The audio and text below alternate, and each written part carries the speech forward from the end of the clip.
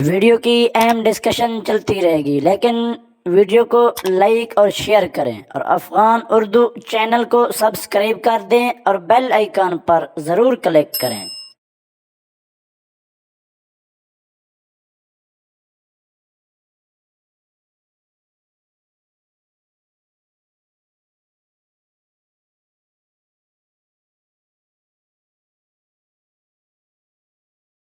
بسم اللہ الرحمن الرحیم۔ السلام علیکم۔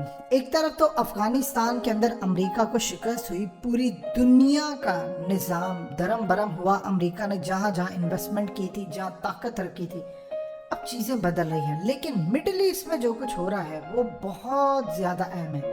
محمد بن سلمان نے تمام کمپنیز کو، انٹرنیشنل جو فرمز تھی، ان کو دھمکی دی تھی کہ جس نے بھی اپنے ہیڈ کوارٹر 2024 تک سعودی عرب منتقل نہ کیے، ہم ان کو فارغ کر دیں گے یہاں سے، اور اگر ہم نے ان کو فارغ کر دیا تو جو بھی ہو ان کی انویسٹمنٹ سب کچھ یہاں پر ڈوب جائے گا، لہٰذا ان کو دھمکی تھی۔ اب اس کے بعد جو بڑی ڈیولپمنٹ سامنے آئی ہے کہ العربیہ اور الحدث، یہ بیسیکلی دو بڑے میڈیا آؤٹلیٹس ہیں، انہوں نے اپنے آفس دبئی سے منتقل کر کے اب وہ ریاض میں جا رہے ہیں۔ اسی طرح ایم بی سی اور دیگر وہ آلریڈی یہاں پر وہ بھی اپنا سٹاف اور یہ تمام چیزیں موو کر رہے ہیں۔ اس کے ساتھ ساتھ یو اے کو لگا ہے بہت بڑا جھٹکا۔ اب اصل میں صورتحال یہ پیدا ہوئی ہے کہ کافی عرصے سے یو اے اور سعودی عرب کے آپ جانتے ہیں اختلافات چل رہے ہیں، لیکن اب معاملہ ہو گیا بڑا عجیب و غریب۔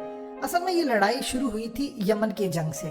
یمن میں یو اے نے پارٹیسپیٹ کیا، لیکن یمن کو بعد میں جو بھی معاملہ آپ کے سامنے آیا، یو اے کو ریلائز ہو گیا کہ جب ان کی ایمریٹس کی ایئرپورٹ پر حملہ ہوا، بعد میں انہوں نے پہلے انکار کیا، لیکن بعد میں 1 سال بعد ویڈیو جاری کر دی۔ ان کو یہ لگا کہ ہم نے اس جنگ میں جا کر غلطی کی، جس طرح پاکستان کو ریلائز ہوا کہ ہم نے افغانستان میں جا کر غلطی کی، ہم نے اپنی بربادی کر لی اکانومی کی، کیونکہ دشمن پھر آپ پر بھی حملہ کرتا ہے۔ اب چونکہ اس کے بعد یو اے نے اس جنگ سے اپنے آپ کو الگ کر لیا، تو محمد بن سلمان نے ذاتی طور پر یہ جنگ شروع کی تھی۔ جب انہوں نے یہ جنگ شروع کی تھی تو تب ان کی عمر تقریباً 26 سال کے قریب تھی، اور انہوں نے کہا تھا امریکہ کو کہ میں 2 مہینے کے اندر یمن کو فتح کر لوں گا، یعنی اس جنگ کو، لیکن وہ ان کے گلے پڑ گئی اور سٹل ابھی تک ان کی ایئرپورٹ پر حملے ہو رہے ہیں۔ یو اے نے الگ کیا، اس کے بعد کچھ اختلافات ہوئے۔ اب معاملہ کچھ اس طرح سامنے آیا کہ حالیہ ایک لڑائی شروع ہوئی تیل کے کوٹے کی وجہ سے، جس میں یو اے اور سعودی عرب آمنے سامنے آ گئے۔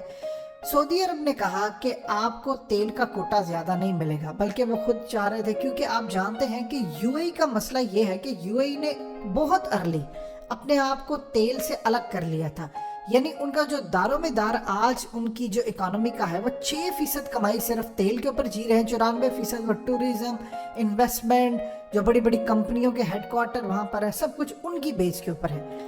اب یہاں پر صورتحال یہ پیدا ہوئی کہ محمد بن سلمان نے یو اے کو کہا کہ آپ کا کوٹا نہیں بڑھے گا، انہوں نے انکار کر دیا، انہوں نے دھمکی دی کہ ہم اب زیادتی برداشت نہیں کریں گے اگر سعودی عرب نے کام کیا۔ سعودی عرب کو مجبوراً گھٹنے ٹیکنے پڑے، ان کا کوٹا بڑھانا پڑا۔ اس کے بعد محمد بن سلمان نے اعلان یہ کیا کہ جتنی کمپنیز جو خاص طور پر یو اے میں کام کرتی ہیں یا عرب ورلڈ کے اندر، چونکہ بہت زیادہ تعداد میں جو لینڈ ہے وہ ہے سعودی عرب کے پاس، اور سعودی عرب کے پاس چونکہ لینڈ ہے تو وہاں پر یوزر بھی بہت زیادہ ہے، وہاں پر عام لوگ بھی بہت زیادہ ہیں، عرب جو ہیں۔ یو اے میں جو ان کی ٹوٹل آبادی ہے لوکل، تو وہاں پر 9% ہیں ٹوٹل، یعنی 91% تو باہر سے آنے والے ورکرز ہیں، پاکستانی، انڈین، بنگلہ دیشی، فلپینی اور یہ وہ۔ محمد بن سلمان نے کہا جن کمپنیوں کے اندر 25% تک لوکل لوگ کام نہیں کرتے، ہم ان پر ٹیرف عائد کریں گے۔ یہ یو اے کے لیے بہت بڑا جھٹکا تھا، یعنی جب لوکل کام کرتے ہیں تو ظاہر سی بات ہے لوکل نے پاکستانیوں کی طرح 1000 یا 1500 درہم پر تو کام نہیں کرنا، یا 500 درہم پر۔ تو وہاں پر ہوتا ہی ہے، محمد بن سلمان نے کہا کہ سستی چیزیں یو اے سے بنتی ہیں اور پھر وہ سعودی عرب آتی ہیں۔ ہمارے یہاں پر چونکہ لوکل زیادہ کام کرتے ہیں اپنی فیکٹریوں میں، تو ہمیں مینوفیکچرنگ کرتے ہوئے بڑی مشکل ہوتی ہے، لہٰذا انہوں نے ٹیرف عائد کر دیا۔ اس سے بھی یو اے اور ان کے درمیان بڑی کھٹ پٹ ہو گئی۔ تیل کے معاملے کے اوپر جو صورتحال پیدا ہوئی، محمد بن سلمان نے فیصلہ کیا کہ جس طرح ایمریٹس پوری دنیا کی انٹرنیشنل ایئر لائن ہے، وہ ٹرانزٹ سہولت دیتی ہے، ایئرپورٹ ہے اور یہ وہ سب کچھ ہے، انہوں نے فیصلہ کیا ہے کہ انہوں نے کئی ارب ڈالر سے ایمریٹس کے سٹینڈرڈ کی اب ایئر لائن بنانے کا فیصلہ کیا ہے۔ अब वो कम्पीट करें यूएई को। वो चाह रहे हैं कि चूंकि यूएई छोटा सा है, दुबई छोटा सा है, तो जितना बिजनेस है वो अब सारे का सारा आए सऊदी अरब। और इसीलिए आपने देखा कि यूएई में शराब का कानून आ गया, वहाँ पर ज़िना का कानून आ गया। यानी वहाँ पर टूरिज्म में क्या होता है, जब आप किसी मुल्क में टूरिज्म पर जाते हैं तो वहाँ पर सूरत हाल ये होती है कि आपको शराब, आज़ादी, ये तमाम चीज़ें हो तो वहाँ पर लोग ज़्यादा जाते हैं इंटरनेशनल सतह पर। अब सऊदी अरब में चीज़ें नहीं थी, यूएई में बड़ी देर से थी। अब कतर ने भी अपने आप को अलग कर लिया था। आपने देखा कतर एयरवेज नंबर 1 क्यों रही, इसीलिए उन्होंने पूरी दुनिया का कमाई का जरिया अलग कर लिया तेल से। सऊदी अरब को देर हो गई। अल वलीद बिन तलाल ने 2011 में उस वक्त के सऊदी अरब के किंग को कह दिया था कि अब हमारे लिए टाइम बड़ा ख़राब चल रहा है, अपने आप को अलग कर ले। मोहम्मद बिन सलमान इस बात से एग्री करते थे। अब उन्होंने $800 अरब का जो प्लान बनाया, क्योंकि यूथ उनकी तरफ देख रही है, वो नौजवान है, 34-35 साल उनकी उम्र है। अब पूरी दुनिया के लोग उनकी तरफ देख रहे हैं जो सऊदी अरब से ताल्लुक़ रखते हैं कि हमारे जॉब्स क्रिएट होंगी। इसीलिए अब आप देखिए गैर मुल्कियों को निकाला जा रहा है, सऊदी अरब में लोकल्स को जॉब दी जा रही है। ऐसा वो ऐसे कानून लेकर आ रहे हैं, जैसे गैर महरम के साथ आप नहीं भी रहते, गाड़ी चला सकते हैं, ये वो काफ़ी चीज़ें औरतों के लिए भी कि दुनिया को वो अट्रैक्शन दे। न्यू सिटी इसीलिए वो बना रहे हैं। अब इस पूरे खेल में वो चाह रहे हैं कि जो काम यूएई या कतर किया अब वो मैं करूं। इसीलिए अब वो कह रहे हैं दुनिया को कि आप अपने हेडक्वार्टर्स मुंतकिल करें यहाँ पर। देखिए इसराइल को उन्होंने तस्लीम किया, उसके बाद इसराइल बहुत सारे इन्वेस्टमेंट वहाँ पर लेकर आ रहा है। इसराइल उनके लिए पूरी दुनिया के अंदर लॉबिंग कर रहा है। अब यूएई बेहतर अंदाज में आगे जाएगा, क्योंकि कोरोना के बाद आप जानते हैं एमिरेट्स एयरलाइन बैंकरप्ट होने वाली थी अगर वो $2 अरब ना इशू करते।